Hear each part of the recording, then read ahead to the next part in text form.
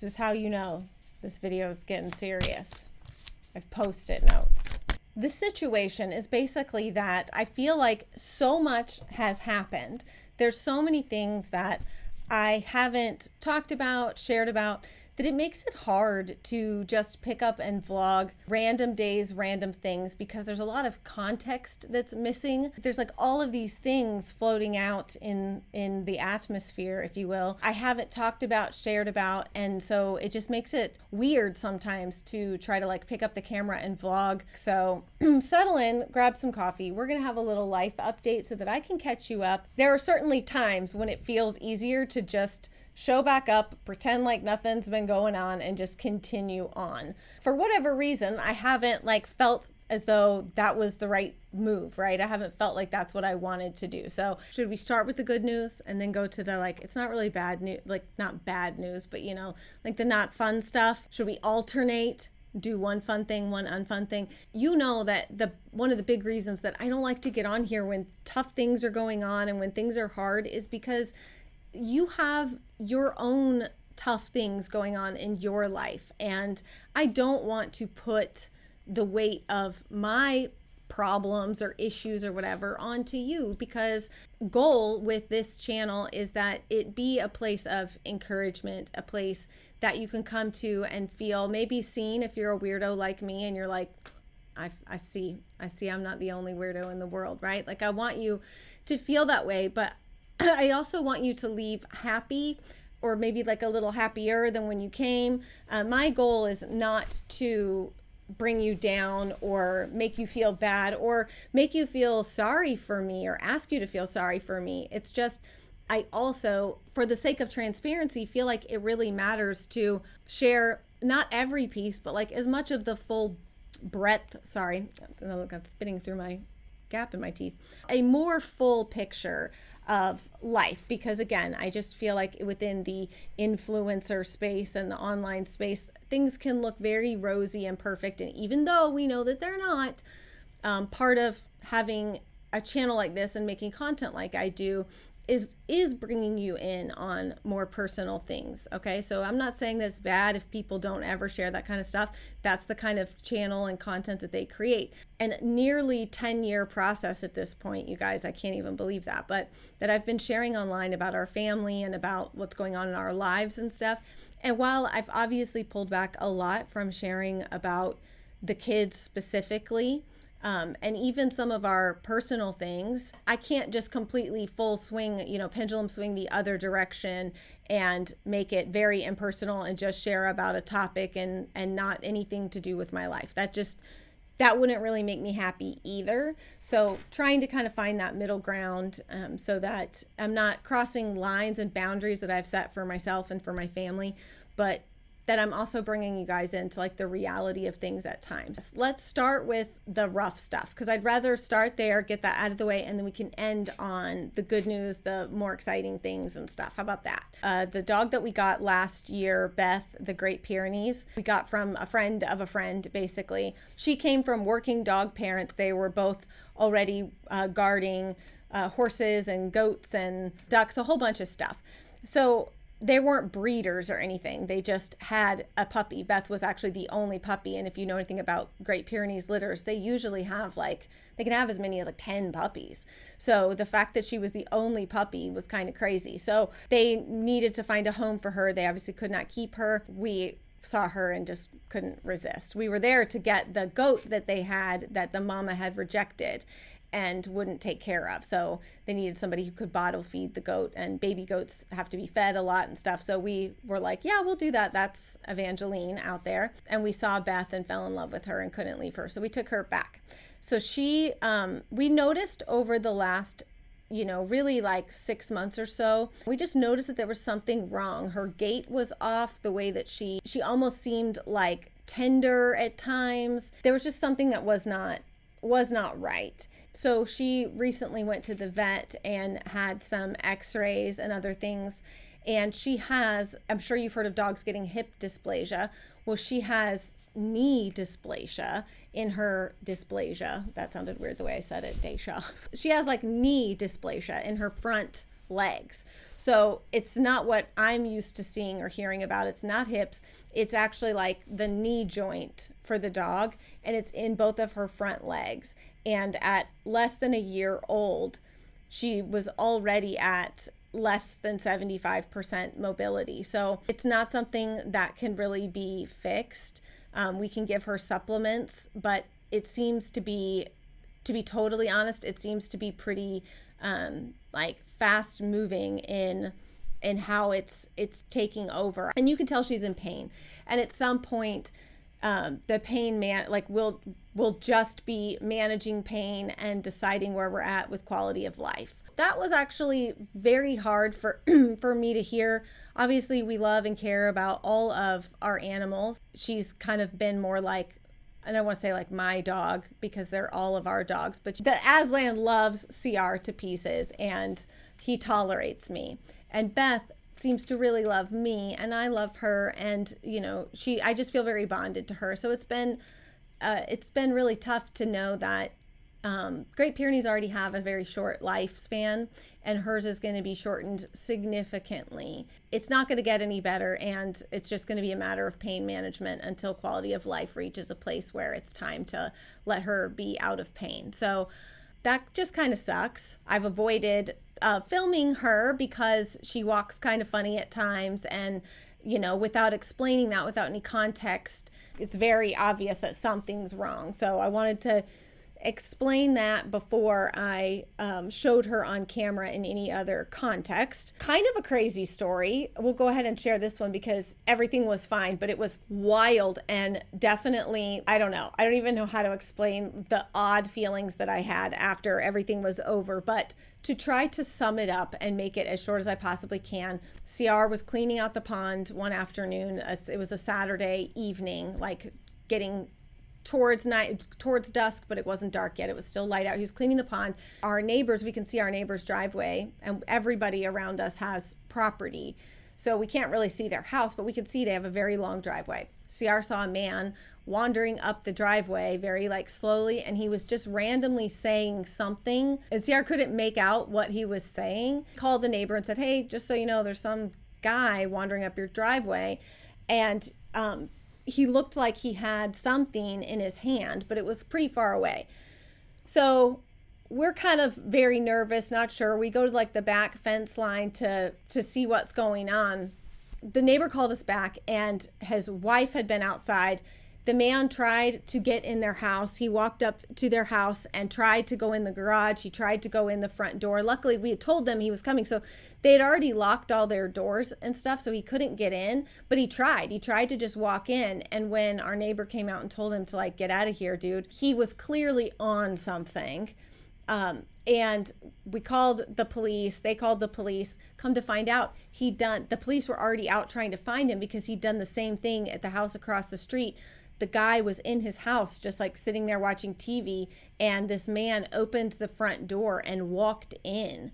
And luckily that guy had dogs, and his dogs came tearing around the corner barking, and the intruder took off running and came across the street and started checking on houses on this side. Once our neighbor ran him off and scared him off, and the guy kind of went running down the driveway, we didn't know if he was going to try to come to our property next. CR was trying to meet the police down at the end of the driveway. I had all the kids locked inside, and I'm patrolling around the house to watch for this guy to try to come onto our property. The police ended up catching him, and he had a huge machete with him. I don't think I said that. That is what that's why the neighbors called the police immediately and took measures to protect their home. The man was carrying a huge machete. It was wild. He was arrested and taken in. It definitely scared the poo-poo out of us. Our neighbor used to own this house and this property before, so he told us that in all of the years, so he's been around here since the 80s, basically, in this area, and he said that having a stranger like that come up onto the property has only happened one other time in all the years he's lived there. So that was it jolted the heart a bit, woke us up a little bit. And at times you feel like you live in a bubble and you feel like you're safe all the time and everything feels like it's fine. And I don't feel unsafe, but it just reminded me that you can't really let your guard down completely. All right, so we're sticking with the like weird news. Next up, we've had a number of home things break. We've talked about this before, but I just feel like it can feel like a mountain that is you just cannot climb. And I guess I don't really, it's not necessary for me to go into detail about everything and when it's happening, and maybe you are in this boat too. And I guess that's why I feel the need to share, is that when it's happening, when it feels like everything is breaking in your house, when it feels like it's not just like little, it's like thousands of dollars for repairs and stuff, it just feels like this adulting thing sucks so bad sometimes, And for us right now, it's a combination. Our water heater went out, issues with our air conditioner and heater, which we knew that those were old, but it's just been, it's just kind of like feels like one thing after another. And that kind of leads me into the one that I think has been something that I've been very hesitant to talk about because I have no answers.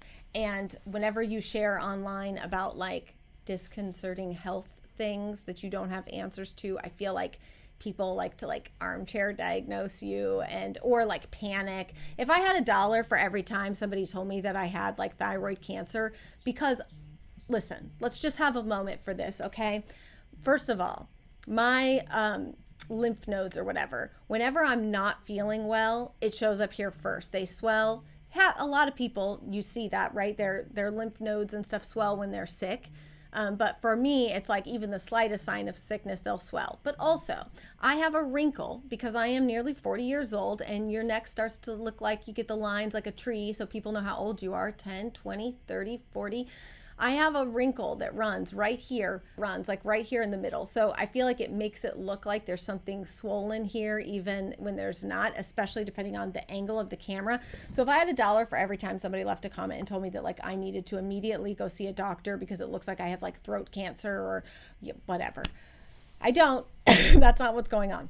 But my point is that people like to diagnose you when there isn't anything. So when you say that you have some symptoms that are unknown, what the reason is, I feel like that just is begging for people to armchair diagnose you. So basically since the early summer, I have been dealing with some very odd, nothing like earth shattering, but just very odd health issues that have in many ways seemed to come out of nowhere. Everything from random rashes and itching, eczema patches that I've never had eczema in my whole life, and they came and went away. And it's not like I have the constant eczema patches that just like happened and then went away.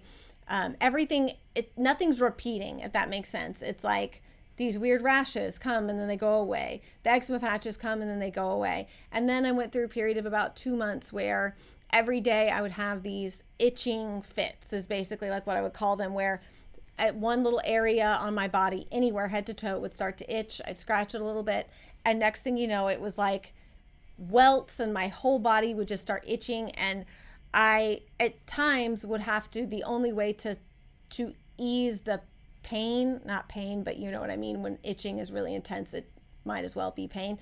The only way to like ease that was to go get in the tub or get in the shower. And so made it very hard to function when out of nowhere I would just get these like insanely itchy rashes, and that would like, just kind of like spread until I went and got in the shower, whatever, to try to like curb the itch.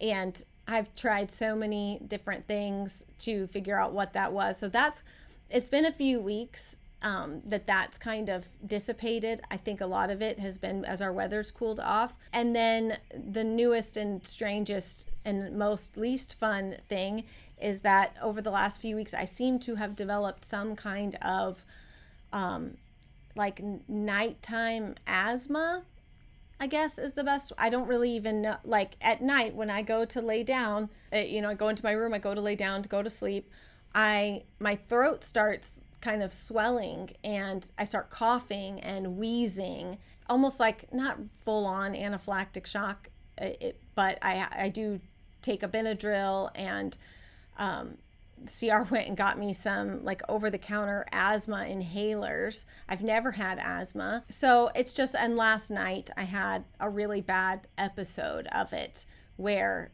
it started. I have a pulse ox thing. My blood oxygen levels were getting much lower than they normally do because obviously like I wasn't oxygenating my blood well, with my throat feeling like it was swelling. And I had taken Benadryl, and I was kind of at that like wait and watch, like, do I need to go to the emergency room? Like, what is going on? The Benadryl kicked in, and the swelling in my throat started to kind of subside, and I was able to fall asleep. But then I woke up at like 1 o'clock in the morning, and it basically like started all over again. So CR and I were up for hours in the middle of the night because poor him, he can't sleep obviously when I'm wheezing and coughing next to him. So it's been very strange. And, you look up all kinds of things about like, is there something in the air? Do we have like some kind of mold or something in the house? Like, so we're taking all of those steps, I guess is what I'm saying. It's why I've been like hesitant to say anything, because we're in the like trying to figure out what's going on. And at this point, it's just me that it's affecting. It's whatever it is not affecting anybody else. It's just bizarre, right? Just bizarre. I don't have answers for that yet. I will let y'all know, but it has made certain things of life and certain things that I normally would do difficult to do. I'm not able to function like I was because of, some of these weird health complications that have happened. And, it's just been not fun. We're figuring that out. We're doing some air quality testing and things like that to make sure that it's not something that I am like the canary in the coal mine for something major being wrong in our, home or whatever, and that it might affect everybody else, because I tend to be the first one to get sick. I don't have a great immune system anymore, sadly. So that's kind of what's going on with me health-wise.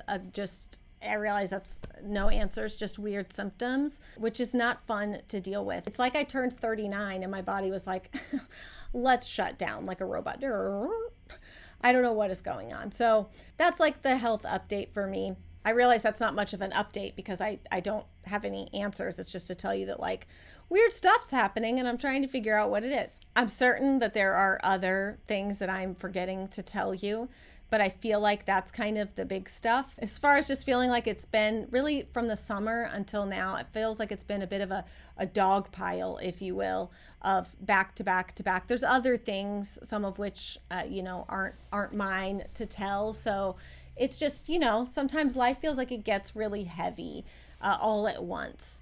But there is good news. So let's not linger there, because at the end of the day, we are doing what we can to take care of all of those things, and to fix things that need fixing and figure out things that need figuring out. That's just life, right? Like the mountaintops wouldn't feel so high and amazing if the valleys didn't feel so low and crappy. We all have those things. But let's talk about some of the mountaintops, because there's been a lot of like fun things as well. Our ducks had some babies. We've got some baby ducks around here, and it's pretty fun. But I will be honest to tell you that I was a little upset at first, because we are trying not to have baby ducks. So the kids are supposed to collect the duck eggs.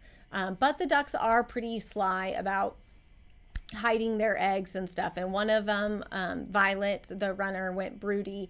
And so she hatched out some babies. There's 2 that survived. There was one that we watched, like it had cracked open the egg. Its little beak was like beep, beep, beep, beep, like doing that. It was so cute.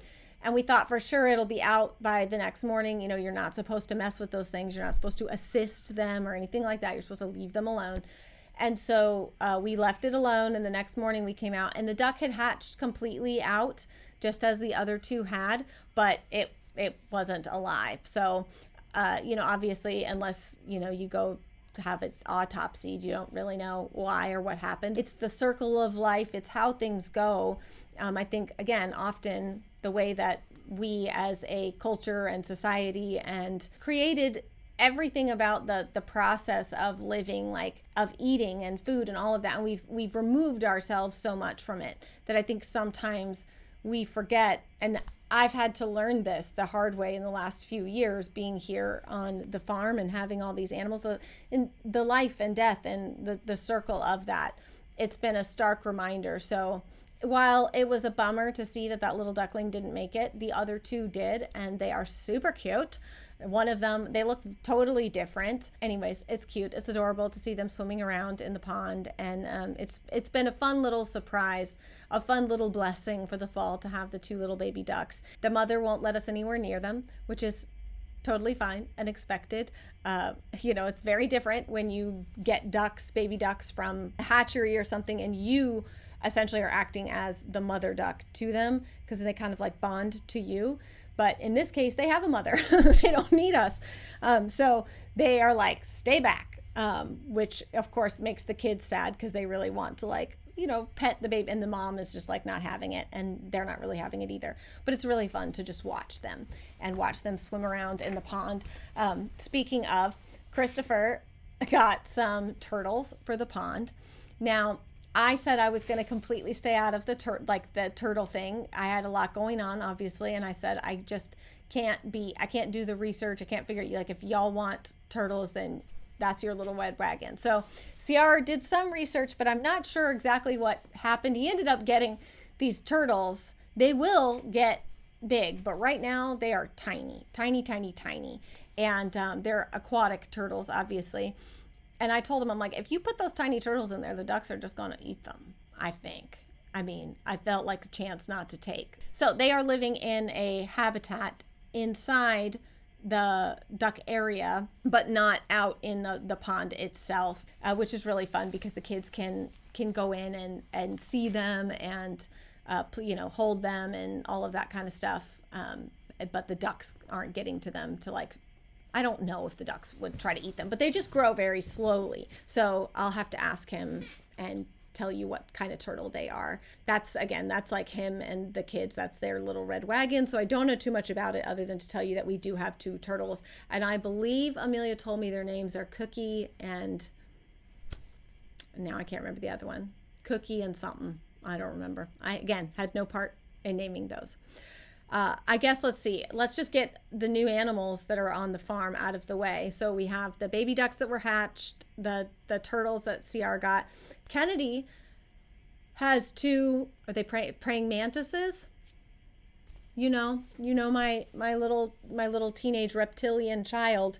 I draw the line at snakes and spiders, but she's got the tree frogs, her lizard, and now she has these little praying mantis. They're actually really cute. And when they stand up and fold his little hands, and it does this little bobbing thing, it is pretty cute. I will admit, it's pretty cute. Shelby got rats for her birthday. She wanted rats. We had the hamster that we had rescued from the pet store, where she had had a bunch of babies and had been bred back to back, and she just needed somebody to adopt her. She was an old hamster. She lived about a year. And we never messed with her. She didn't like to be messed with or touched. So we just said, you go do your thing, chicken wing. We just wanted her to have a good life for whatever bit of life she had left. And that's exactly what she did. She lived a lovely life for about a year and then passed away. So once she was no longer with us, Shelby started begging me for rats. And I said no for a really long time. And then for her birthday, I agreed, because they don't live a super long time. So my question is always is there a chance that you're going to try to move out and saddle me with this animal? I will tell you, the rats are pretty darn cute. If you're not a rat person, I get it. I don't think I'm a rat person either, but I got to tell you, they are pretty cute. One of the funniest things they did was Shelby set a toilet paper roll on top of the cage, and I guess didn't realize that she had left it there. The rats had taken the toilet paper and pulled it down, so the roll was still up top, but they were pulling it through. And each of them pulled it through and wrapped themselves like a roll-up, like a fruit roll-up, inside toilet paper, and were sleeping in their little thing wrapped in toilet paper. Their little hands, and when they clean their little faces and stuff, it's pretty cute. They really are pretty darn cute, and they're very friendly. Shelby did all of this research about she's been wearing them in a pouch, and like how to like make them so they like you and want to play with you. They're very friendly. The tail skeezes me out. That's the only thing. The tail skeezes me out a little bit, but I don't mind holding them and touching them. They're pretty cute. Okay, and now I see the beast outside right now. So there's also a new dog because, well, we are who we are. I'm making no apologies anymore. We have a dog, another dog. His name is Douglas. He is a English sheepdog mixed with a poodle. So he's a sheepadoodle. I know that people hate the doodle mixed dogs, and that's something people just don't like. But I'll tell you that the fact that they're hypoallergenic is the main reason that we really like the doodles. They don't shed and they're hypoallergenic. We have a lot of animals, so not having the dander and the stuff that bothers the people with allergies has been really, really nice. And before you ask, all of this weird stuff with me started before Douglas came to live with us. So we're actually babysitting Honey, my sister's dog, and because they're camping for Sukkot, and he was just tumbling across the front yard with Honey. They love each other. They love to play. And I won't say that once you have a handful of dogs, it doesn't matter what's one more. That's not really true, because obviously you have vet bills and feed bills and all that kind of stuff. But I will say that it's kind of like with kids, they become a little pack, and the dogs are a pack. So they all get along, they all hang out together, and they do great. So there's a new dog in the pack. Let's see. Okay, what else? Birthdays. Guys, birthdays. It's been the season of birthdays.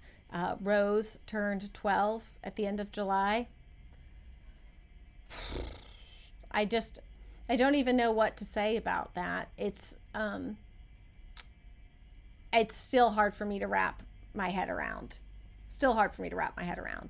But she is 12, which means that next year she'll be a teenager, which I cannot even think about. The twins just turned 6, and Millie has lost a number of teeth. Ivy hadn't lost any, and I could tell that she was really bummed about it. She was trying not to she didn't really say anything, but I could tell that Millie constantly losing teeth. Oh, and by the way, Millie doesn't just lose teeth. As soon as this child is psychotic.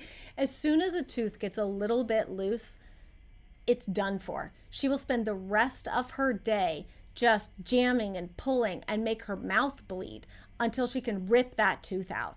I mean, I've never seen a child that is willing to endure the pain to get that tooth out as soon as possible. It's like the wiggliness of a tooth bothers her more than the pain of just yanking it out. It's crazy. Tooth gets a little bit loose, it's gone within a day, maybe 2. Ivy had a wiggly, dangly tooth for a week, and she finally lost her bottom tooth, that first tooth that they lose. So they just turned 6, losing teeth like crazy. Benjamin turned 4. We're just kind of going in order here. Benjamin turned 4, and he is, for a lack of a better term, a beastly, bulging man. He's such a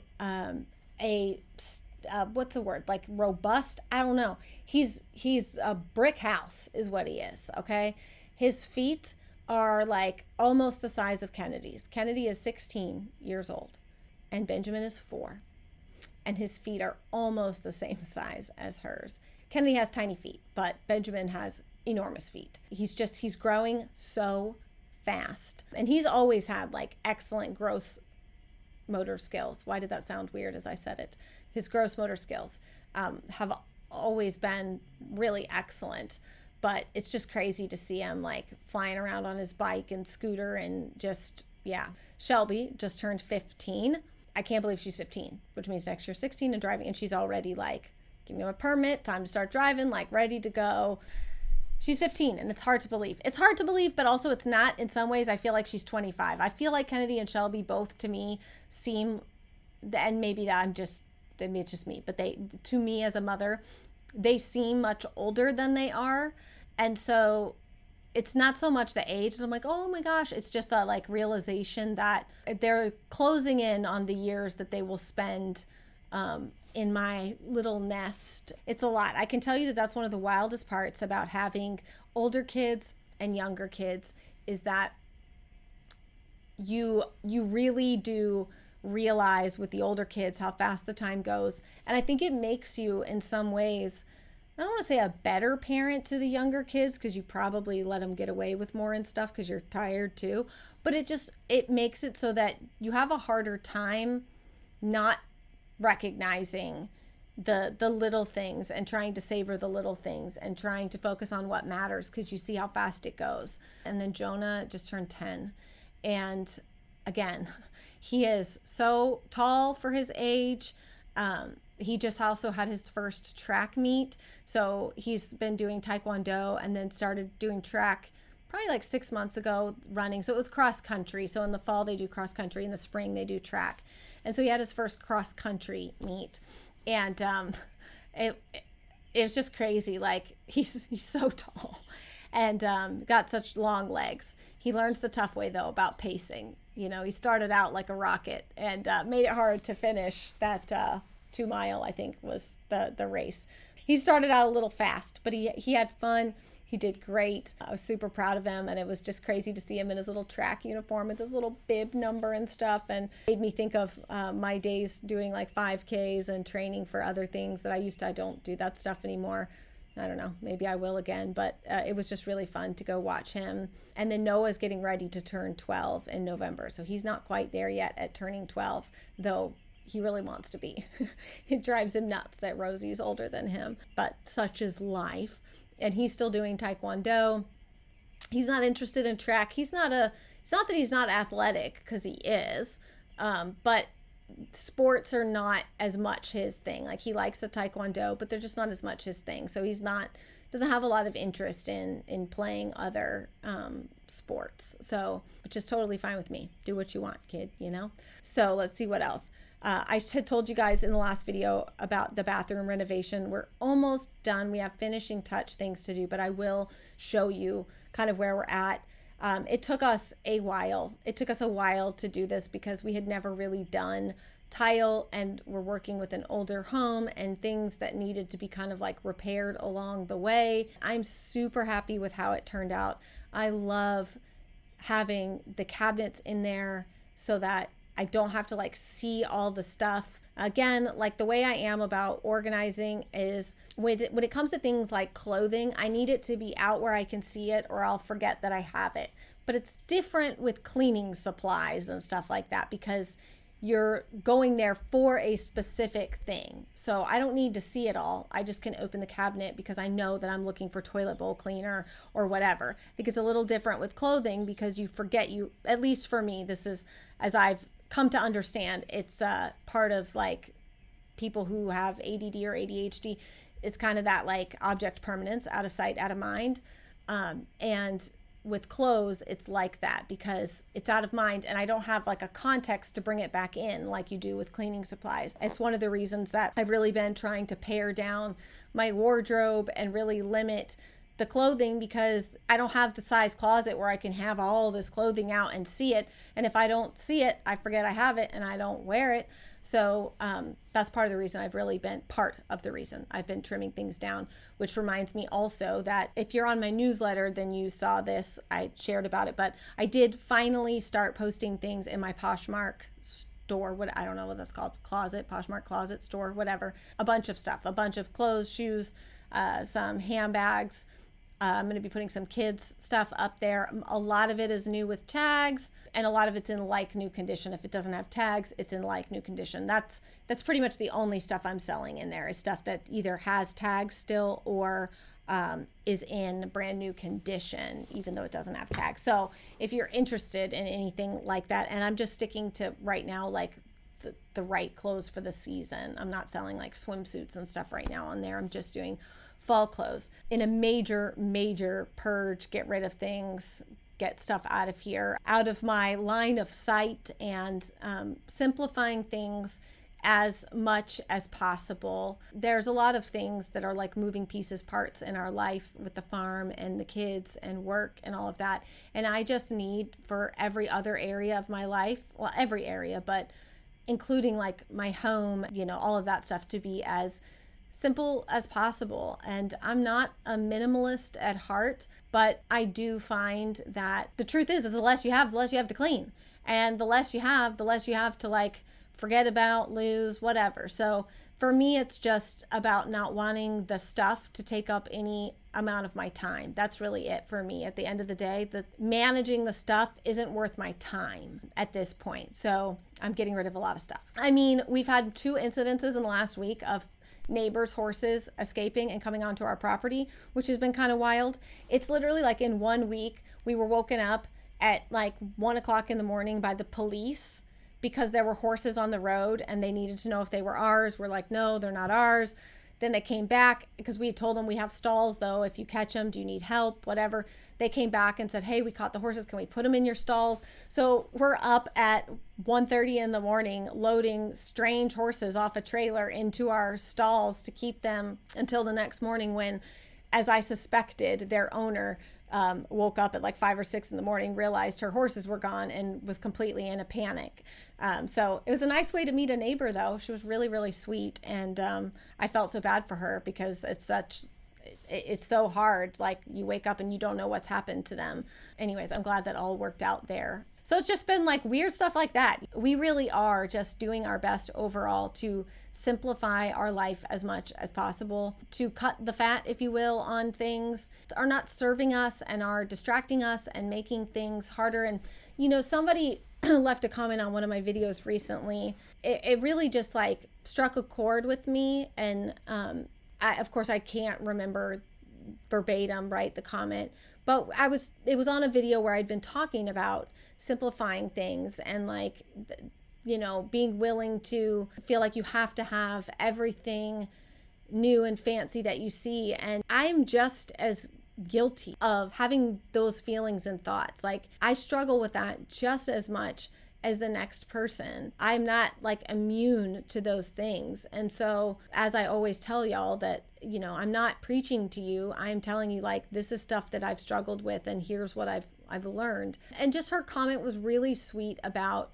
you know, feeling like she'd made a choice to have a simpler life and they can't afford as much of the fancy stuff because it was more important to her to be home with her kids. So she left her teaching job to be home with her kids. And so that means that there's a lot of areas in their life that they have to cut back on and simplify because she felt like there was just so much pressure all the time online and stuff to have more, do more, be more. And I struggle with that stuff too. So whenever somebody shares that whatever part of my life that I'm sharing and what I'm going through and telling y'all like, hey, this is where I'm at with it. You know, when it resonates with people, it reminds me of why I do this, like why I like to share, and reinvigorates me when I feel burnt out of it. Because as you can probably imagine that after close to 10 years at this point of sharing my life in some capacity or another online, you can completely burn out of it, right? Like getting people's opinions on every single thing that you say and do and think and own and don't own. And people have opinions on all of it. And they tell you those opinions every day. And it can just get wearing where you really feel like you just want to completely separate. And I think that's part of my struggle in showing up at times here is that I need the separation to remind myself what reality is, what my what my life is and what I want my life to be. And is it becoming something I don't want it to be? And I think that's really the truth of like where I'd gotten to is that my life was becoming something I didn't want it to be because I felt like I had to keep up in a lot of areas and in a lot of ways. I felt like I was participating in a race I didn't want to be in. And so I needed some time mentally to make peace of like where I am, where I want to be, what I value and what I don't. Because no matter what job or career or whatever it is that you're doing, it's easy to look at other people, see what they have, what they've built, what they've created, whatever, and feel like I want that too. But you have to always ask yourself or remind yourself that you don't know what the price they're paying is to have that or be that or do that or create that. And in many cases, I've come to realize that the price that some of those people are paying is not a price I'm willing to pay. If it means that I won't be as successful, right? What does that mean? It's in the eye of the beholder. If it means that I'm not going to have that thing, be that thing, do that thing, that's okay because I'm not willing to pay the price that it takes to have it, be it, or do it. Maybe that's an encouragement to you if you're in a place where you're feeling less than in some areas. I think it's good to remind yourself that goals, achievements, working hard for something that you really care about, I'm all for that.